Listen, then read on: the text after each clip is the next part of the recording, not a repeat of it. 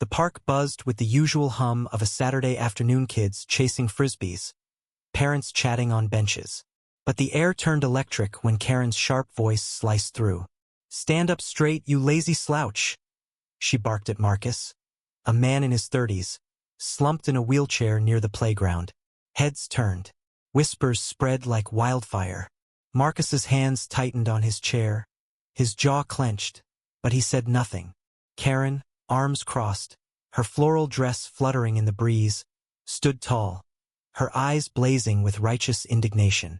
To her, Marcus was just another freeloader, milking disability benefits, a stain on their tidy community. The crowd thickened, drawn to the spectacle. Karen's accusations grew louder, each word a dart. "You're faking it. I've seen your type playing the victim for handouts." A few onlookers nodded, their murmurs fueling her fire.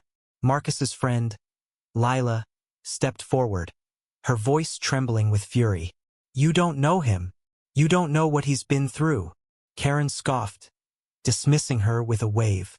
The tension crackled, a storm ready to burst. A teenage boy in the crowd shouted, "Leave him alone!" But Karen doubled down, her face flushed. "If he's so innocent, why is he hiding behind that chair?" Marcus's silence broke. His voice, low and steady, cut through the noise. "I didn't choose this." He gestured to his legs, useless since that day 2 years ago. The day he'd crawled through the rubble of a collapsed school gym, dragging 3 trapped kids to safety before a beam crushed his spine.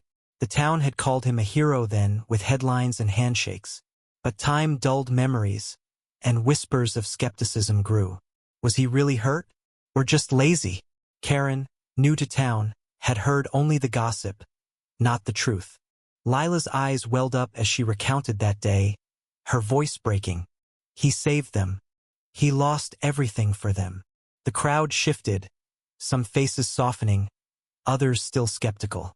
Karen faltered, her certainty cracking, but pride held her firm. "Then why doesn't he prove it? Stand up!"